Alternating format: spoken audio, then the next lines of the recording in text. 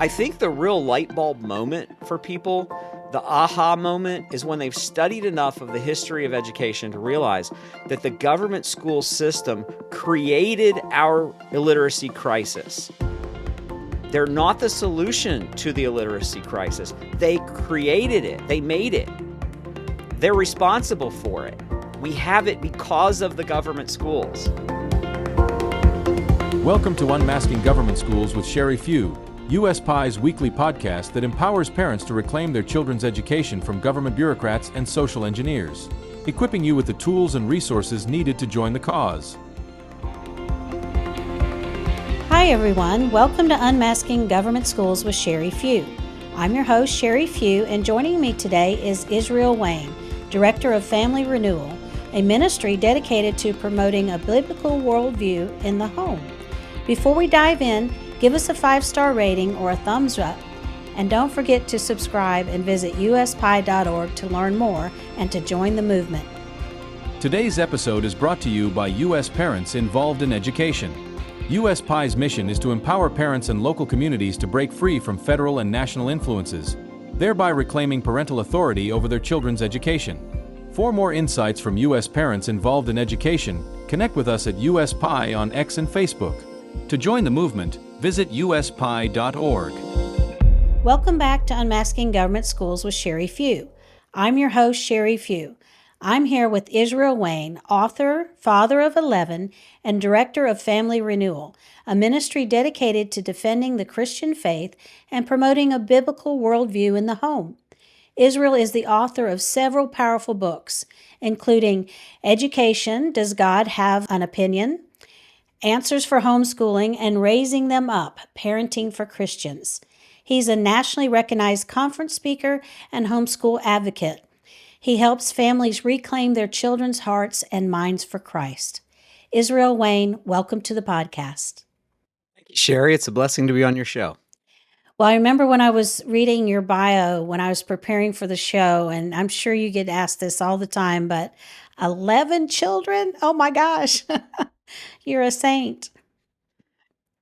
Yeah, my wife and I actually were both homeschooled, and she did not come from a large family. It was just her and her brother.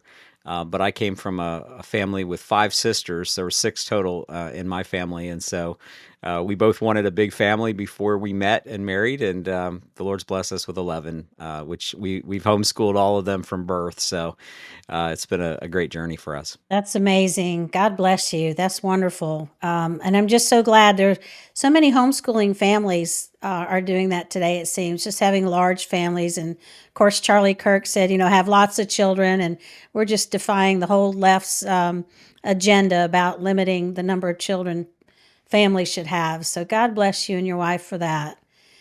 And I just really appreciate you being on today. You devoted your life to helping parents raise their children in truth and to train them to think biblically.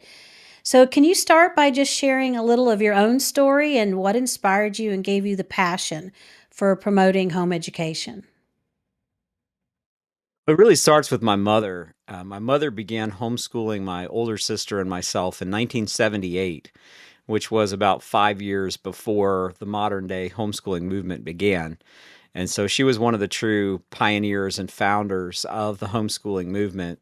And then in 1988, she started publishing a national homeschooling magazine, and it became the nation's longest running Christian homeschool magazine. And she found and launched a lot of people that are, kind of known now. Well, maybe used to be, I guess I should say.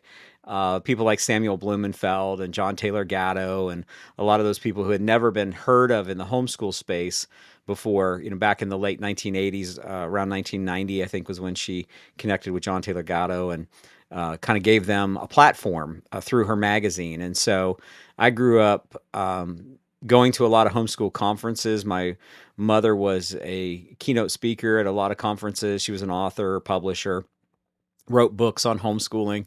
And so I was, as a teenager, her roadie, and would help run the book table and all of that. And I graduated from homeschooling in 1991, and it turned out that there weren't many homeschool graduates back then because it was still a pretty new movement overall. And so when my mother would keynote speak at conferences, I was often asked if I would do a session as a homeschooled graduate and give my experience of someone who had been homeschooled, and what it was like for me and what my perspective or thoughts were. And so I started speaking myself at homeschooling conferences, as I was an older teenager, and have been doing that now for well over 30 years. And started writing for her magazine, I think, in 1994. And so I've just been in this, my whole career, my whole adult life, and spent 20 years as a marketing director for her publishing company. And then having been a conference speaker and author myself, my first homeschooling book came out in 2000 that I wrote. But I guess it was about 2013 that I decided I just wanted to go full time into writing and speaking, which is what I do today. So I'm a full time author, conference speaker. But I've always worked within the homeschool arena in my whole professional career and have served in different capacities. I'm vice president of the Michigan State Homeschool Association. And so I've had a lot of different ways that I've connected to the homeschooling movement since that time. And my wife was also homeschooled. Her mom was one of the founding board members of the Arizona State Homeschool Association back in 1983. So we both were kind of these pioneer families and have just stayed the course ourselves. Well, that's an incredible story. And I'm not sure that I knew your mother, but I did have the opportunity to hear John Taylor Gatto speak. Um, and he wrote a book. Wasn't he the one that wrote None Dare Call It Education? It's so very long. He wrote, yeah, he wrote Underground History of American Education, also Weapons of Mass Instruction, and I think one called Dumbing Us Down. Okay. And he and Samuel Blumenfeld, I consider them to be the two greatest Mm. historians on education within the last 60 years or so. Both of those guys wrote some amazing books. Blumenfeld wrote books like Is Public Education Necessary? NEA, Trojan Horse in American Education. Wrote a lot of books exposing like the whole language look-say approach. He had a phonics program he created called Alpha Phonics, and both of those guys were featured on a video that I was actually a part of as well called Indoctrination. And that video, Public Schools and the Decline of Christianity in America, that video has been highly influential. And I had a little cameo appearance on there myself. But anyway, they were great pioneers, and I learned a lot from them. And so that was one of the things, just to go into a little deeper, that even when I was a teenager, because I was 13 years old when my mom started this homeschool magazine, she would have my sister and I proofread all of the articles before they went to press. And at the time, I thought that she was just getting, proofreading help. But I now realize what she was doing is basically kind of giving us a PhD level education on education by reading some of the greatest authors ever, that were the kind of the thought leaders and pioneers of the home education movement. And so that was invaluable. I ended up becoming an author on the topic of education, and my sister is now an editor for a homeschool publisher. And so that was a great benefit to both of us in our homeschool experience. Oh, that's an awesome story too. So yeah, and Sam Blumenthal also wrote with Alex Newman, "Crimes of the Educators." It may have been his Absolutely. last book, and we It was. feature that in our film "Truth and Lies in American Education." And another connection that we have there is the producer of our film, who also produces this podcast, Joaquin Fernandez. Also produced our film, Truth and Lies in American Education, and Indoctrination, the one that you had the cameo appearance in. So it's good to connect with people that have been involved with the movement for a very long time. And it's so refreshing to hear your perspective. So I'm excited about this interview. I appreciate you sharing your background.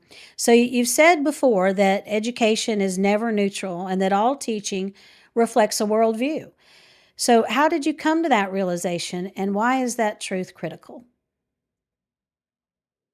Well, I would say that there's kind of an ideological a school that has promoted that idea of the impossibility of neutrality. And it started with a guy who was a professor named Cornelius Van Til. And Van Til had some pretty high profile students, including Dr. Francis Schaeffer, Dr. R.J. Rushdoony, Dr. Greg Bonson, people who were pretty influential in helping to write books on apologetics and education. And so there was a line of thinkers, I think, that kind of came from those guys. And some of that with Van Til may have traced back even to J. Gresham Machen, who was a Presbyterian professor, I think, at Princeton almost 100 years ago. 1930s, I believe, was when he was there. And so these guys had just written on the aspect that every perspective, has a source. And so your biases and your presuppositions inform how you interpret all of life and reality. And so if you're approaching something, say, from an atheistic framework, you're going to make certain assumptions based on your starting points. And if you're approaching it from a theistic perspective, you'll make different assumptions based on your starting points. And so nothing can ever be taught in a completely values neutral environment. Everything is beginning with certain assumptions. So that I think that leads into the book that you wrote titled "Education: Does God Have an Opinion?" So it's a favorite among Christian parents who are rethinking how their children are being educated.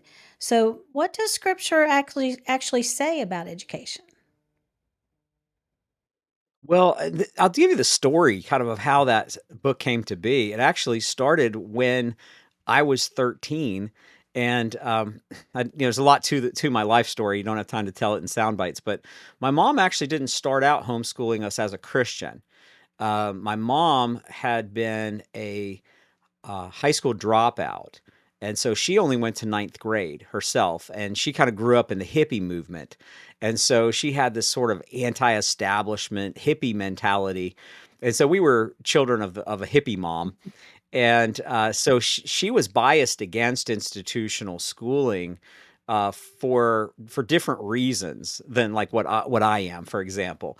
And so that was more her initial motivation or impetus for why she started homeschooling us. But then when I was 12, she was becoming a single parent at that point. And so she did end up becoming a single parent with 6 children and then homeschooling us as a single parent, which is pretty amazing, especially back in those days, because homeschooling was against the law. In the 80s, I graduated in 91, and homeschooling didn't become legal in the state in which I lived until 1992. And so our whole homeschool experience was when it was against the law. So here she is as this woman who is homeschooling 6 children with less than with a ninth grade education and a single parent. But when I was 12, she became a Christian and had a pretty radical conversion. And so then the next year, when I was 13, she started this homeschooling magazine, which became a great success and provided a way for her to stay at home and homeschool and also provide for 6 children.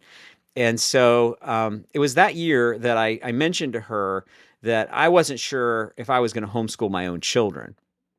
And I just said, there's a lot of different options out there. There's public school, there's private school, there's homeschool. There's parts that I appreciate about being homeschooled, but I don't know if I would homeschool my own children or not.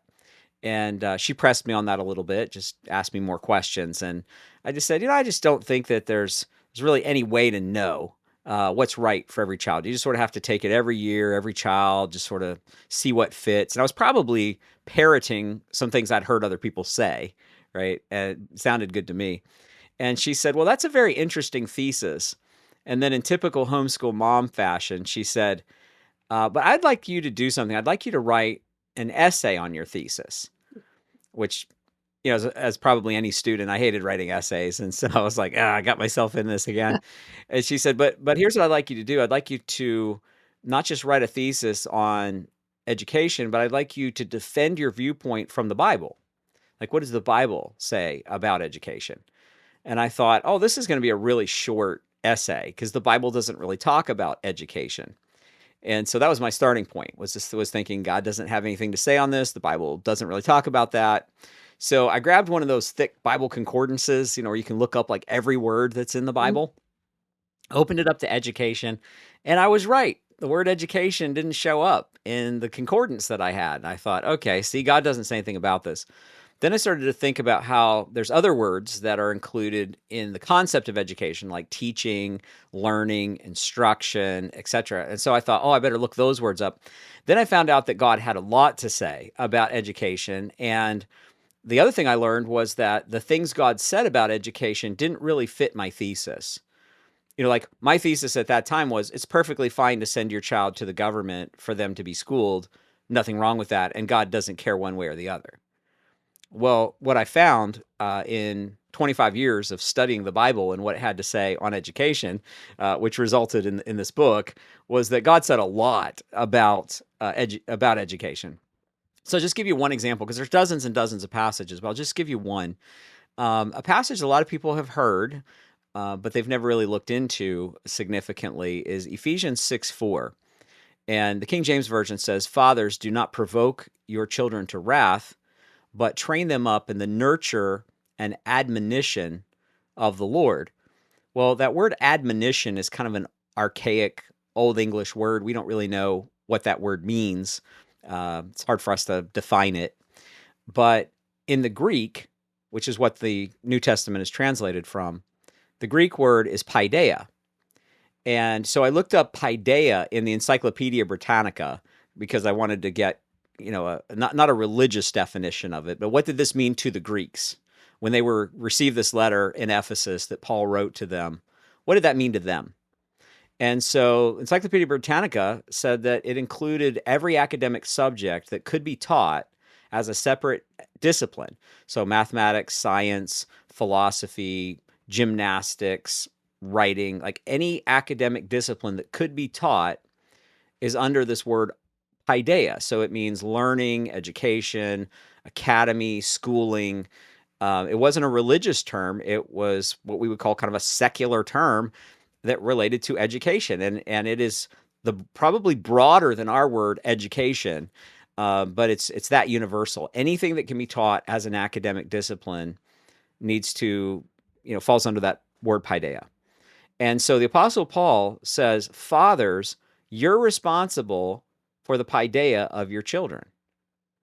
And then he says, raise your child in the paideia, not of the world, but he says the paideia of the Lord. And there were Socratic schools, there were Greek schools, but if you read church history, it's clear that none of the early Christians sent their children to the pagan Greek schools. They homeschooled their children. And so there's just a lot of things like that I think many people don't know and they've never looked into. And so that's why I wanted to write that book, Education, Does God Have an Opinion? To show that the scripture itself speaks voluminously on the topic of education. Most of us just don't hear it because our pastors don't know. They're not taught these things in seminary. They've never studied it. They went to government schools themselves. And so people just sort of repeat things that they've heard. Like the Bible doesn't talk about education. God doesn't have an opinion. And so I wanted to write a book and show what God actually has said on the topic. Well, that's an incredible story, and I'm sure the book is amazing. I am definitely going to get a copy. I think it's something that every parent should read, and it's so important. Some of my other guests that I've interviewed that advocate for home education and removing children from the government schools, talk about it so deeply as to be a responsibility of parents to direct the upbringing of their children. In addition to that, they like to add that it's even the church's responsibility to disciple children, and discipleship is akin to education, or is education in a Christian worldview, I would think. Can I jump in on Sure, that? please. So it's interesting that, again, I've done really extensive word searches on this. And of course, the theology that we have about the church, we get from the New Testament. And in the New Testament, there are no direct commands in the scripture for the church to teach children. And there's also no examples in the New Testament of the early church ever doing it in terms of the age segregated classes that we find in so many churches and church schools and so forth. And so, what you have in terms of what is prescribed in the scripture is only two people groups who are commanded by God to teach children. So, the first is parents, mothers and fathers. Both fathers and mothers are commanded by God to teach children. Fathers more than twice as often as mothers, which I find interesting because there are commandments that say for mothers to teach and instruct, specifically, like directly. But there are more than twice as many telling fathers to teach and instruct, which again, I just think is really interesting. But I lump those together. Fathers and mothers are commanded by God to teach and instruct. But the only other people group that's commanded by God to teach children in the whole Bible are grandparents. And we see this a couple of times in the Old Testament, like in Deuteronomy 4 and a few other places where it says, teach your children and your children's children. So grandparents in a supplementary role have a responsibility to directly teach their grandchildren, not usurping the parents, but coming alongside them and directly teaching the children. In the New Testament, there's not any direct commands for church leadership to teach children directly, as I said, nor any examples of that happening in the way that we see it with these age-segregated classrooms.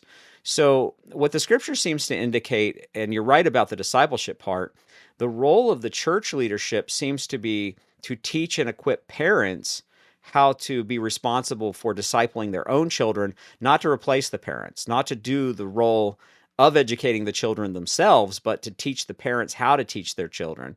And unfortunately, what's happened is that since the invention of the modern day government school system, which, I put back around 1852 with Horace Mann, and then with the age segregation that increasingly built with John Dewey and the progressives in the 1930s and forward, the church started actually taking the methodology of the Prussian school system that was imported into the United States, this age-segregated group classroom teaching of, say, 20, 30, 40 students a class, all the same age. The church started taking the government school model and replicating that in the church. And when you study the history of why the age-segregated classroom movement started, it's very troubling. In fact, John Dewey in 1928 went to the USSR at the invitation of Joseph Stalin's wife so that he could learn how to teach economic socialism in the United States classroom. And he came back and the next year, 1929, wrote this essay on how he felt that the Soviet model, which they borrowed from the Prussians, was the model that needed to be implemented into the American government school system. And it really was that model of creating a classroom of 30 to 40 students, all the same age, that they found these social engineers in Prussia and in the USSR.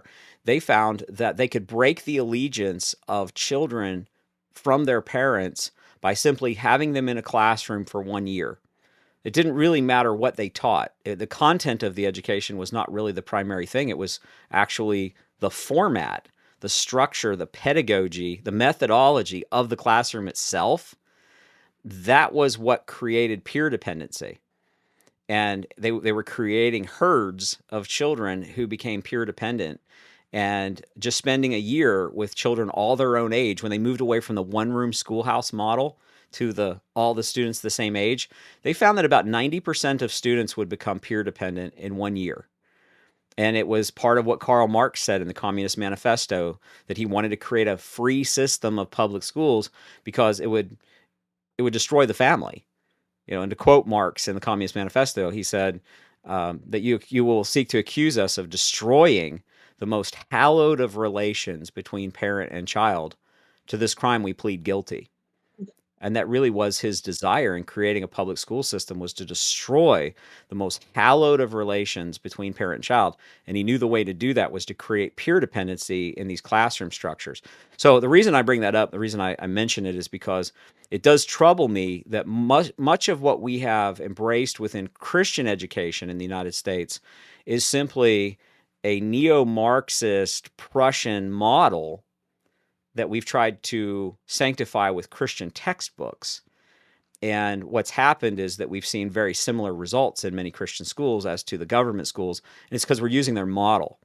So I think that the way that we need to approach education needs to be exclusively biblical, not just in the content, but also in the form, in the structure, in the methodology, the pedagogy as well. And again, that's part of what I talk about in the Education Does God Have an Opinion book. Well, that is just fascinating. I knew some of that history, but you just filled in so many pieces in between what I knew. And it's so important for Americans to understand that schooling has not always been provided by the government. I think I know that Exactly. our country has become fully dependent on the government, not only to school their children, but to raise them, basically, because children, Mhm. they want them younger and younger, and there's after school programs, and some talk about having school year round, and so children. Universal lunch. Yes, yes. So they're with the schools, more waking hours than they are their families, their church, or anyone else. And it's amazing to me that so many, and myself included, because I only woke up to this when my children were, say, in middle school. My oldest were in middle school, and I started educating myself about, there was textbooks that concerned me, and being a Christian conservative, I was concerned about what they were learning in school. I started researching, but up until that point, I too, like most of the population, um, just assume that's how it's always been. It's the way we do things. We trusted the government even back then, Right. ironically.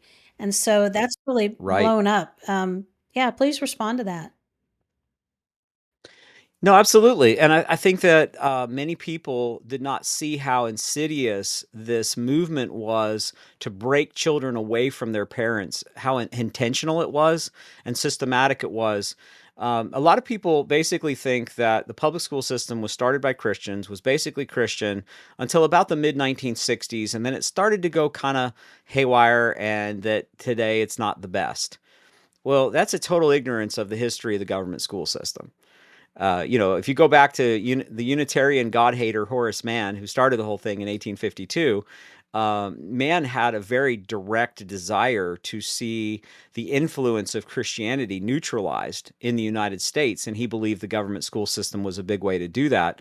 But you go to about 1930, when John Dewey was a teacher at Columbia University. He was a teacher of teachers at the Teachers College there, and he and his colleagues there were working on two fronts. They were working on promoting economic socialism in the textbooks, but also creating this new model and this new structure of the 30 to 40 student classroom to create herds, because they had seen it work in Germany, they'd seen it work in Russia, Hitler did it, Stalin did it, Right. right? And they raised this whole generation of young people who would go along with anything because it was the view of the herd. And so, a lot of people don't know that in 1930, two colleagues of John Dewey, James Mendenhall and Harold Rugg, they pulled out three subjects from the textbooks that had never been taught. I'm sorry, that had been taught independently, and introduced this new textbook, new subject that hadn't been taught before. They pulled out history, civics, and geography, and they replaced those three with this new neo Marxist curriculum called social studies. And they estimate that about 5 million students between 1930 and 1950 were taught using this neo Marxist, socialistic, social studies curriculum. 5 million students. And this is between 30 and 50. And so most older people think, oh, the government schools were good back in those days. And it's only started to go bad in more recent times. But I think if you look at why were so many people from that generation willing to accept things like government social security, for example, right? And all these terms, it's really interesting. Social engineering, socialization, social studies, social security, all of these terms come from socialism. And so these, of course, you guys have probably studied or talked about before the Frankfurt School that came in the 1930s from Germany and then started to promote all this in higher education. But Dewey and his cohorts, they were completely revamping the curriculum, and all this is going on back in the 30s, and I'll cut it short here, but basically about 1950, some parents started to find out what was going on and pushed back, and there was this conservative resurgence from about 1950 to 1965. So there was this little window where it swung more conservative in the government schools, but from 1930 to 1950, it was pretty progressive. Little window of conservatism from 1950 to 1965. Since 1965, it's just sort of been the greased slide to hell. And, parents just don't know the history of the school system. And so they assume, that these people all were good people, had good intentions, were trying to do the best for children, and not so. And you guys are friends with Alex Newman. His latest book, Indoctrinating Our Children to Death, is just an amazing book that tells a lot of that history. Yes, and this is just a really wonderful conversation. I'm so glad that you're sharing what you know about the history. So many people need to understand that. And we're going to get into a little more about equipping parents after we take a short break. Don't go away. I'll be right back with my interview with Israel Wayne right after this. Formal grade level standards and standardized assessments have only become widespread in recent decades. Historically, parents and educators guided children's learning based on natural developmental stages. While historically most children could read by the end of third grade, today only about 1/3 of fourth graders meet reading proficiency standards. Well-crafted standards can provide helpful guidance, but rigid application often ignores the unique pace and needs of each child. Furthermore, overemphasis on standardized testing can cause stress and detract from meaningful learning experiences. U.S. Parents Involved in Education encourages a balanced approach that respects individual differences and prioritizes real educational growth over arbitrary benchmarks. To join our movement, visit uspie.org and connect with us at USPie on Facebook and X. Welcome back to Unmasking Government Schools with Sherry Few. With me today is Israel Wayne, Director of Family Renewal. We're living in a time when children are being indoctrinated with ideologies that reject God and truth. So, Israel, from your experience, what's the most effective way parents can counter that influence and equip their children to stand firm in their faith? Well, the first thing you have to do is you have to get them out of the institutions that are trying to indoctrinate them. And so many parents just think that they can mediate all of the indoctrination they're receiving for 7 hours a day with an hour in the evenings, and it's not working. And so you actually have to get them out of the indoctrination centers. And then you have to be intentional about teaching them truth. So you need to have a form, a structure, a methodology of education that is healthy. You have to protect them from harmful influences. You have to protect them from a harmful peer group, and you have to teach them the truth. And so it really does require some choices and some sacrifice sometimes. But you have to get them out of the bad environment, put them in the good environment, and make sure that they're being taught what's true. Amen. I think that's the very best advice. So I want to talk with you a little bit about the fact that you met our Michigan Pi president just the other day, and what an interesting connection that was. I explained to you before that we did the interview that she's one of our chief architects of many of the reports we've written. She's an education policy expert and lends so much to our organization. So first, tell me a little bit about how you met and what you were discussing, and then I'd like to share with you our perspective on the voucher situation. Yeah, so we have a representative here in Michigan, Steve Cara, who is working on developing some legislation that would give relief, tax relief, to people who are not enrolled in the public school system. And so it is a bill that would say anyone in Michigan whose students are not enrolled in the public schools are exempt from the school portion of their property tax.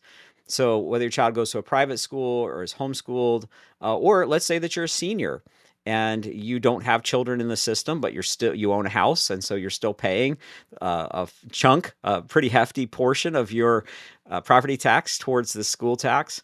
it would just eliminate all school tax from the property tax for anyone whose children are not enrolled. And we felt like this was a better approach than a voucher, which basically a voucher is where the government gives you money. They take your money, first of all, and they give you a portion of it back with a lot of strings attached and regulations. And so this would be a bill that would simply not take your money in the first place. And so there's a meeting that Representative Carr had recently, and he had asked me to come and speak at this meeting. And Melanie was there as well. And so we had an opportunity to be kind of co-speakers at this event, and had a chance to learn a little bit more about the work that she's doing. And sounds like she's very capable when it comes to understanding these legislative issues. So we had a Zoom meeting this week as well, discussing it some more. And she seems to be able to have a really good understanding of not just what a bill says, but also like what's the law of unintended consequences, right? Because you have to think sort of like a chess game, 5 steps ahead, and say, is there anything that we're not thinking of here that might create problems down the road? And she seems to be really good at doing that. Oh, she is. She has great insight and just a really good perspective on education policy, as I mentioned. So I love the idea of the property tax because we have proposed a tax credit, an income tax credit, rather than the voucher scheme that we see promoted and actually being implemented in several areas of the country. We, like you, agree that vouchers are dangerous because even though they may appear to come without strings, once you're dependent on them, believe me, the strings will appear. And in many of the voucher schemes around the country, they're already problematic. They're already threatening, to require the state testing, and the curriculum therefore has to align with the test, and on and on. So we are concerned that if you put government money into private and home education, that it will destroy the private schools, and it will put home education under the control of the government. So we agree with you that it's not a good idea. But on the other hand, parents are frustrated with paying such high taxes, and the education industry in this country is huge. The money that is being made and had and spent on education, as you know, is just outrageous, and it just keeps getting more, higher and higher. The Republicans especially are bad about just throwing money at failing schools, and this is unacceptable for those of us that work so hard for our money to have the government take it and then just squander it the way that they do. And then in some instances, probably in most of the schemes, I know in South Carolina where I live and in Florida, what they've created is 2 systems. So now they're not only funding the government school system that we're all, familiar with, but now there's this new system through the vouchers. So it's not even as though they're taking money from this pot and putting it in the other, which of course has always been the criticism, of Republicans' idea of school choice, is that it's going to take money from the government system, but that's not even happening. So we're spending even It's more adding money. to the tax burden. I'm sorry, go ahead. Yeah, it's just adding to the tax burden. Absolutely, absolutely. So what we have proposed is a tax credit. On the federal level, we think that the child tax credit, the existing one that only requires a parent to fill in the Social Security number of their child, if their children are not attending government schools, they would check a box, and we could at least double the child tax credit on the federal level. And then states that have income tax could do a similar method on the state level to provide a tax credit. And that way, just like your idea with property taxes, individuals, parents are able to keep more of their own money so that they can better afford the education of their choice.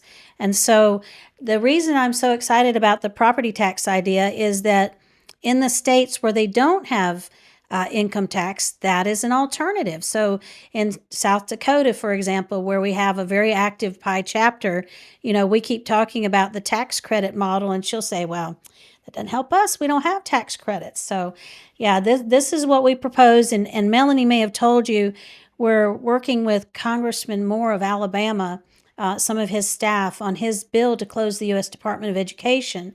And we support this bill, and we're hoping for a friendly amendment that would add this tax credit concept so that when monies go back to the states in the form of block grants after they close the Department of Ed, a portion of that money would go directly to parents who don't have their children enrolled in government school as a tax credit. So these ideas certainly align with what you're thinking. What are your thoughts on that? Well, the one thing I would say is that there's two different types of tax credits. There's refundable and Right? non-refundable. And so refundable tax credits can end up becoming government Right. handouts. So let's say, for example, that I have 10 children and I'm getting $3,000 per child for an education credit. I could be getting $30,000 in education tax credit money per year. That's obviously way above anything that I pay into the system. So if it's a refundable tax credit, then who's paying me? Well, I'm not paying that. My neighbors are, right? So I'm creating an additional tax burden for other people to pay for my child's education. A non refundable tax credit simply reduces or eliminates the amount of tax that I personally owe. So if I owe $5,000, that $3,000 helps to pay it down. But if I owe $2,000 and it's a $3,000 tax credit, then all I get is $2,000. So it eliminates my tax liability, but I don't get a check from the government additional to that. So I would say that from a fiscally conservative standpoint, a non-refundable tax credit is a much better approach than the refundable tax credit, which can end up just being an additional handout. Maybe not with so many regulations, but still not fiscally conservative. So, there's the differentiation between the two. But the non-refundable tax credit is certainly one that has far less opportunity for regulation than, say, ESAs, the tax-funded ESAs and voucher programs, which are so popular right now in the Republican Party. Well, that's a very good point, and it's one that I've heard made before about the refundable versus non-refundable. And so we even have legislation in our state in South Carolina that is refundable, and we were considering, amending that once that objection arose. So I'm going to play devil's advocate. I don't know why I say that. I don't know why anybody want to advocate for the devil, but as the saying goes. Yeah, give the perspective of the other Yeah. side. So it could because this is what I get hit with. So what about the uh the poorer families that aren't paying taxes, high taxes at least, or don't own property? So their children are stuck in failing schools? Yeah, I hear that a lot as well. There's an article that's been published by the Foundation for Economic Education, and their website is fee.org. So Mhm. fee.org. And if you go to fee.org and you type in colonial illiteracy, okay, colonial illiteracy, it'll pop up an article. And this article basically draws from first source documents and writings that we have from the colonial period of America. And what they found was that there was virtually no illiteracy in the United States during the colonial period. Fast forward to today, where we've had 170 years of this government school experiment, and 54% of adults in the United States read at a sixth grade level or less. Think about Right. that. More than half of all adults in the United States read at a sixth grade level or less. In my state of Michigan, only about a 30% of public school students can read and do math at the state's level of proficiency. That means 70% don't reach the thresholds of the state standard of proficiency, which is not very high, right? Mhm. So, what people say is, well, let's say that somehow we collapse the whole government school system. uh, we'll have rampant illiteracy. And what about all these poor kids who can't afford private schools and so on and so forth? What will happen to them? And there's this assumption that the government schools are the solution to the problem, that they're the safety net that catch these poor kids. That's totally false. I think the real light bulb moment for people The aha moment is when they've studied enough of the history of education to realize that the government school system created our illiteracy crisis. They're not the solution to the illiteracy crisis. They created it. They made it. They're responsible for it. We have it because of the government schools. And so before Horace Mann in the colonial era, we had almost 0% illiteracy. So what I always tell people when they say, well, what would happen if we dismantle this? You're taking all this money away from the government school system, which we're really not doing yet. I mean, it's my goal. I think it's your organization's goal in a lot of ways. We want to get funding away from this behemoth of an institution that is giving woefully inadequate education, and bring it back to the free market, right? And the free market always does better. But I say, well, you can't imagine what life was like before the institutional government school, because that's all we've known in our lifetime. But this experiment of institutional government schooling is really new. Historically, like if you go back and look at, say, the last 6,000 years of human history, this Marxist government school experiment has only shown up in about the last 200 years. This is a really, really new system. And so I ask people, well, what did we do before Karl Marx? That's what we have to figure out. How do we fix this problem? Well, you go back to what we did before Karl Marx. And what happens is the free market always solves its own problems. And when people are given the opportunity to be creative, they are creative.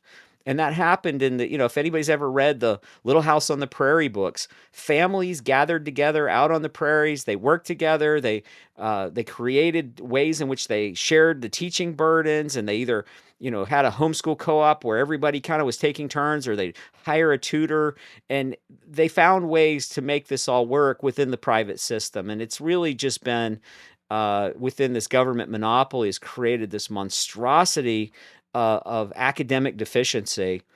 And yet in the back of so many people's minds, they think we have to salvage that system. We have to prop it up. We have to keep it, because if we don't, what happens to the poor children? They might have a chance to read. Like they might have a chance to actually be educated and learn if we could get them out of the building. And so I'm a firm believer that given the opportunity, the free market will always find a way. It will always outperform the government system. And so, so the thought that, we need to have a socialized approach of forced redistribution of wealth, of taking money from some citizens and redistributing to other citizens in order to have a certain quality of education for all, I think it's fundamentally ideologically flawed and it's untrue. And I just believe that if we dismantled the whole institution, got rid of it, we would have a vastly superior form. It would be many different forms, right? It wouldn't all be monolithic. It wouldn't all look exactly the same way, but we would have a vastly superior form of education in the United States than what we have currently under the government model.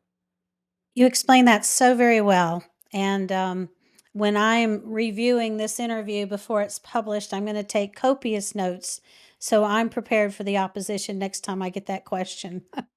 But it's definitely insightful. Thank you so much for that.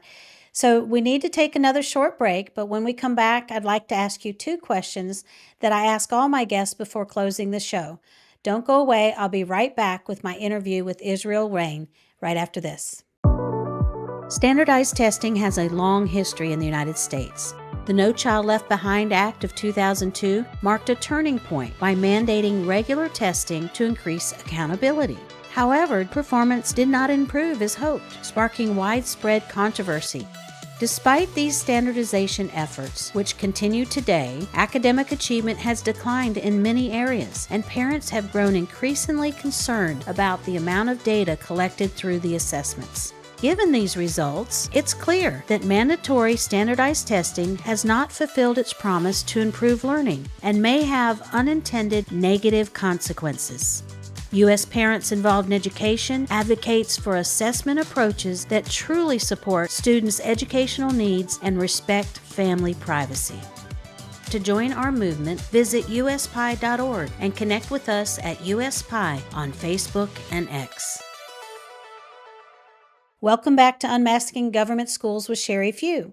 With me today has been Israel Wayne, Director of Family Renewal and author of several wonderful resource books about education, parenting, homeschooling, and more. Israel, we close our show with two important questions. What concerns you most about what's happening in education today, and what gives you hope? Interestingly, what concerns me the most about education today is the thing that the Republican Party is the most excited about, and that is getting government funding for private schools and private Hmm. homeschooling. And the way that I see it is that we have two islands of educational freedom left in the US because almost everything else is under the government monopoly. There's public schools, there's charter schools, there's online public schools, but those are all variations of the government monopoly. But there's privately funded private schools, privately funded homeschools. These are like our two islands of freedom. And as soon as they become government funded, whatever the government pays for, it controls. And then they're not islands of freedom anymore. Now they are under the government umbrella. And so what I see is well-meaning people who just don't understand the big picture and are pushing to have these two islands of freedom co-opted by the government. And that's actually my biggest area of control, is that we as quote unquote conservatives are handing over our freedom to the government willingly, asking to be taken over for government handouts and forced redistribution of wealth. It's really misguided, and that's my biggest concern. So we like to close with something hopeful for our audience. So what does bring you hope? What brings me hope is the fact that just within the last 40 years, we have seen an absolute explosion in home education. You know, my mother, again, was one of the founding pioneers of the homeschool movement. When I was being homeschooled, there was almost no one who was also being homeschooled. And now today we have about 3.5 million.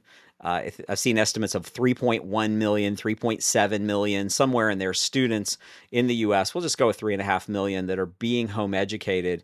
And of course, many people also fleeing the government system for private schools. And so what I see is parents starting to wake up and realize that this failed experiment of Marxist indoctrination within a government system is something we shouldn't have ever gotten into in the first place. The ship is sinking. You know, the Titanic has hit the iceberg. Get the lifeboats. You know, get the women and children out. It's time to rescue the children. And so I think that's the thing that I'm excited about, is the fact that we, in 40 years, have had a movement that went from effectively almost no people homeschooling to 3.5 million students. That just shows me what's possible in a relatively short period of time, and that trajectory just seems to be continuing. So that's, I think, the thing that gives me hope for the future. Amen. I agree with you on that 100%. And so Alex Newman, I like to quote him. He says, "You need to get your children out like the house is on fire." It's that serious. It's a Absolutely. crisis. So tell our listeners how they can find out more about you and your ministry. Yeah, they can visit our ministry website, which is familyrenewal.org, familyrenewal.org. And then if they're interested in having me speak at their conference or event, they can visit my speaking website, which is Israel Wayne, that's my name, israelwayne.com. So familyrenewal.org, israelwayne.com. Thank you so much. I am just so thrilled that you've taken the time to be on the podcast today. You are full of wonderful information that every American needs to not only hear, but learn and take action on. So thank you again, Israel. I really appreciate you being on the show today. Thank you, Sherry. I appreciate what you do. And to our listeners, if you found today's discussion eye-opening, please share this episode with a friend, give us a 5-star rating, and subscribe to stay informed. You can connect with us on Facebook and X at USPI and visit uspie.org to join the movement. Until next time, I'm Sherry Few. Thank you for your support of USPI and our efforts to unmask government schools. U.S. Parents Involved in Education is a nonprofit coalition dedicated to restoring local control of education and parental authority. By empowering parents to reclaim responsibility for their children's learning and encouraging states to move away from federal influence, USPI seeks to create a culture where parents are the primary decision makers in education and schools support families without the burden of federal mandates. If you want to start a state or regional USPI chapter in your area, please visit uspie.org and complete the brief questionnaire in the chapters section.